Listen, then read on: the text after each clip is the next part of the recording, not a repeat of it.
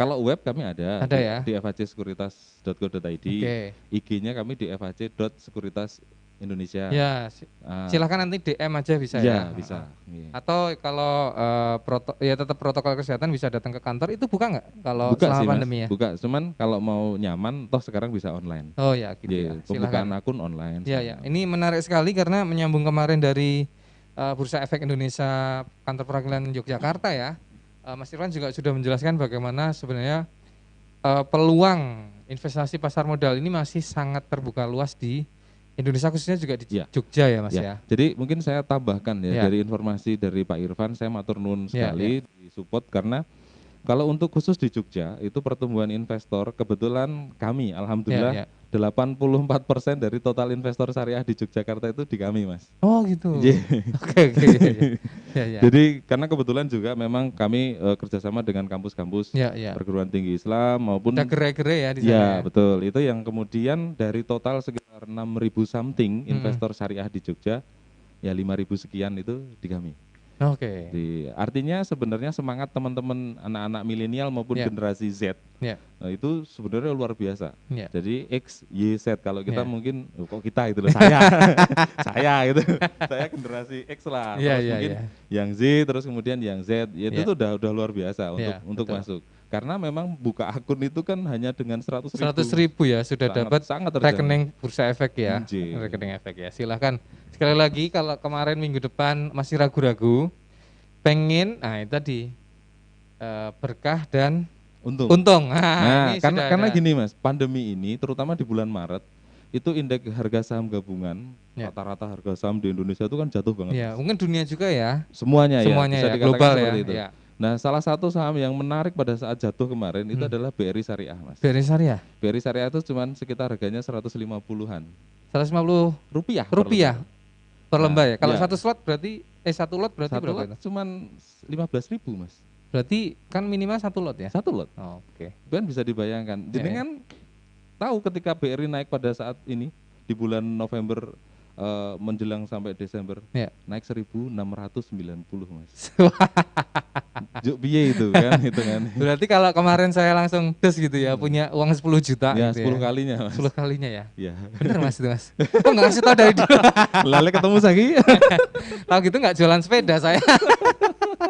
Tapi saya memang ya. banyak lah. Artinya ada beberapa direktur galeri yang di kampus-kampus itu tarik dari jualan BRI Syariah untung 100%, untuk macam-macam itu ya buat bangun rumah dan lain-lain itu artinya ini cerita. Terus juga kenapa itu memang peluang pada saat pandemi itu orang juga harus melihat sisi keberkahan lainnya. Saat itu kudu toto-toto Mas. Nah, bahasa kerennya itu debt restructuring. Umpamanya kita punya utang ya saat itu harus diperbaiki. Karena itu adalah imbas dari lifestyle kita. Ya, kalau sebelum kita terjun kan sebenarnya memang kalau di survei itu kan dari orang yang punya gaji bulanan gitu kan kira-kira 18% itu habis di gaya hidup. Sementara 32 termasuk kita ini berarti. Kita Mas. Bulanan.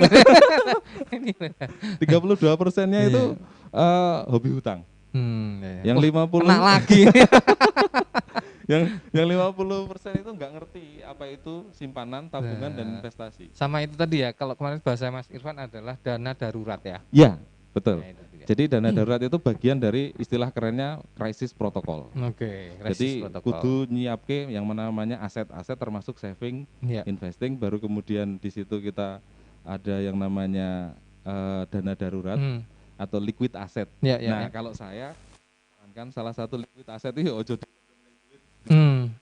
ya boleh tabungan itu untuk yang sifatnya darurat, untuk operasional it's okay. Tapi salah satu liquid asset itu di saham Mas.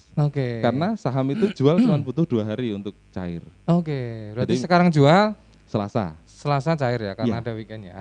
Atau betul. Senin jual, berarti Rabu atau masuk. Kamis ya? Rabu langsung masuk. Rabu masuk. T+2. Transaksi itu kalau kembali ke syariah itu sesuai kenapa? Karena transaksi saham itu kan ada beli, kalau penjenengan misalnya order ya pakai handphone gitu, klik gitu kan udah match. Hari ini detik ini match. Tapi nanti ada namanya settlement date, penyelesaian transaksi Mas. Itu T+2. Settlement date itu bahasa sederhananya serah barang dan uang. Kalau saya beli saham, pasti saya harus serah uang dong. Kalau penjenengan transaksinya diselesaikan ya T+2. Oke. Nah, T+2 ini tetap fikih, namanya qobd hukmi. Oke. Jadi secara hukum hari ini udah sah. Ya. Karena di sini ada lawyer juga. Ya. Karena notaris catat gitu kan. Lawyer tuh, Mas. Lawyer. Terus Nah, begitu kita hari ini itu sudah secara hukum penjenengan sudah menjadi pemilik sah misalnya Astra Telkom. Oke. Kan penjenengan bisa gagah, apalagi anak-anak mahasiswa, teman-teman mahasiswa, walaupun dia jomblo tapi kan jadi high quality jomblo, Mas. Iso rodok gaya gitu loh. Kalau yang lawyer ini calon miliarder. Wah, iya. Triliuner. Triliuner ya. Bukan lagi miliarder. Oke. Jadi menarik sekali ini ya. Iya. Oke. Jadi monggo silahkan, ini beneran saya jadi semakin yakin ya ketemu Mas Heri ini. Kayaknya harus buka rekening apa namanya. Tadi iming-imingnya bukan iming-iming ya, itu fakta manisnya ya Mas ya. Tapi karena memang kayak gitu kan butuh mental ke brand. Kayak bayangin misalnya Maret ya, jenengan bilang tadi saham BRI Syariah itu turun jadi Rp150. Waktu itu memang orang kemudian pasti takut saving dulu untuk kebutuhan pokok ya.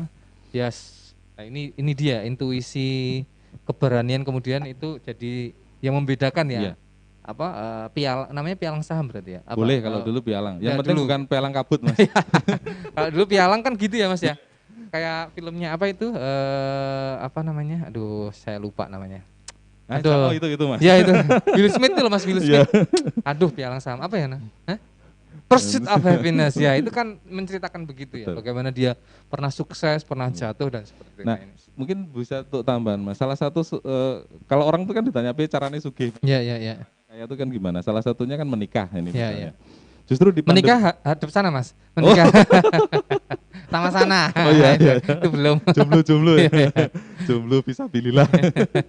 Nah, di bulan Juni kemarin yang menarik ponakan saya sendiri ya barusan lulus kemudian Om gimana nih? Ya sudah kamu nikah salah satu yang sarankan maharnya saham syariah. Wah, ini. Jenengan bisa buka di IG-nya bursa. Jadi waktu itu saya juga jadi saksi sama Pak Irfan langsung di KUA karena protokolnya harus. Dan itu beneran maharnya saham syariah. Jadi omnya ini benar-benar racun ini. Ini namanya kan dalam kebenaran. Oke. Jadi kan tanya ke saya, pilih 2 saham. Oke, kalau krisis salah satu cirinya adalah harga emas itu naik. Emas batangan itu naik. Kalau krisis harga emas batangan malah naik ya. Iya. Baik itu nanti kalau turunannya future dan lain-lain. Jadi saya bilang cari saham yang punya perusahaan yang punya emas, produk emas.